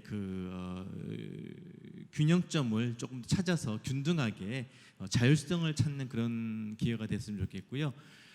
레토릭과는 달리 현실을 들여다보면은 보수 정부 때 한국의 보수 정부 시절에 한미 동맹의 정책적 자율성을 확보하는 경우가 훨씬 더 많아서 북한 문제라든지 뭐 한미일 협력 문제라든지 혹은 뭐 미중 사이에서 포지셔닝을 찾는 문제에 있어서 한국 보수 정부가 조금 더 자율적 어떤 권한을 가지는 그런 한미 동맹의 방향성으로 나아갔으면 좋겠다는 말씀을 드리고 우주 협력과 관련돼서는 더 잘 아시겠지만 지금 아직 구체적인 실체가 있는 게 아니고 굉장히 이렇게 선언적인 약속이 앞서 있는 분야여서 저는 사이버 안보처럼 우주 협력 분야에 있어서도 일단 룰을 만들고 프린시플을 세팅하는 게 굉장히 중요하다고 생각을 합니다. 그래서 미국과 유럽의 자유주의 연대와 같은 그런 국가들과 함께 우주 안보와 관련돼 있어서는 아주 중요한 룰과 약속을 세팅해 나가는 그런 거버넌스 아주 초기 작업을 하는데 적극적으로 목소리를 내는 게 매우 중요한 과제라고 생각을 합니다. 예, 감사합니다. 박인희 교수님. Brigadier General, you have 2 minutes. Thank you, Professor. So for the first question about the arms industry, I'll say, yeah, we produce in Sweden a lot, fighters, submarines, APCs, artillery, etc. And I think it's much due to the experiences from the 30s and 40s, the World War II period with isolation and hard to get the material. Then we built up the industry as a nation. Then we kept it during the Cold War because we have some specific requirements from the armed forces, I'd say. And then we just kept on going. And I think those lessons learned we can see some of those play out today as well. It's sometimes hard to get military equipment when you need it because everybody else tends to buy it at the same time. For the second question, you asked about the Russian response for our NATO application. Verbally a lot, of course. They have made some objections, naturally. And the Baltic Sea area in Europe is tense, but it would have been tense regardless, I'd say. We see no really military response directed to that question about Sweden's membership. And personally, I think Russia has always known where we belong, so maybe it's a lot of rhetoric. I don't see it play out in the air or navy domain in my region. Thank you. Thank you. And finally, Professor Avery Goulston. I want to thank Professor Kim for his 2 challenging questions to answer in 2 minutes. So the first one is about my undertreatment or insufficient attention to domestic politics and how that influences the changing relationship. I think it's absolutely true. I didn't have really time to go into it. But I do think that leadership transitions in the United States and China, and to some extent North Korea, also explain the deterioration of U.S.-China relations. I guess my argument would be that the 2 factors I mentioned first, which were not domestic political changes, but changes in the international order, that those indicated that the relationship was going to become more tense, more difficult, more challenging in the 21st century. I think this was recognized in the Bush administration at the beginning. It was recognized in the Obama administration at the beginning of President Obama's term. But I think that developments in the United States and its policy towards China, and on the Chinese side, China's policy towards the region of the United States, I think the policies embraced by President Trump and also by President Xi in China go a long way. Policies that I think were misguided in both countries. Mistaken policies in the United States and China that were advocated by President Xi and President Trump led to a much deeper rivalry and perhaps an adversarial relationship that didn't have to quite be this way. In other words, things would have gotten worse. I don't think they would have gotten this bad had Xi Jinping and Donald Trump not been the leaders of the 2 countries. The second question, and I realize I stand between everybody and lunch, on China, North Korea, you mentioned The Godfather. There's another famous line in The Godfather where I can't remember which character it was, says, "Just when I thought I was out, they dragged me back in." And I think for China's relationship with North Korea, the hope would be that North Korea would not be a problem for China on both the questions of unification and on the question of North Korea's nuclear weapons program. I think those are the topics where China's interests and North Korea's interests are not aligned, and so there can't really be a relationship of trust regardless of who's the leader in North Korea. And in fact, I think even though China has been more supportive of North Korea in the last few years than it had been, I really don't see this as much more than a tactical shift on China's part because of their concerns about the United States. Thank you, Professor Goulston. You know, 30 years ago when the Cold War came to an end, and this is something that was alluded to by Professor Goulston and also Professor Park, we all wondered what the New World Order would be. Unfortunately, in full circle, we now are faced with a world that is being divided again, divided between the liberal democracies, freedom-loving liberal democracies, and not so much the ideology, but it seems totalitarian dictator regimes. And the world is inept in dealing with this at this juncture. Certainly, the United Nations is inept, its Security Council. So I hope that a symposium like this will grope for ways to overcome this ineptness and better deal with this growing strength of the totalitarian dictatorial regimes. And on that, not quite as efficient as the Air Force, but I think I was pretty efficient in wrapping this up. So thank you. Let's give a nice round of applause for the panelists. Thank you very much.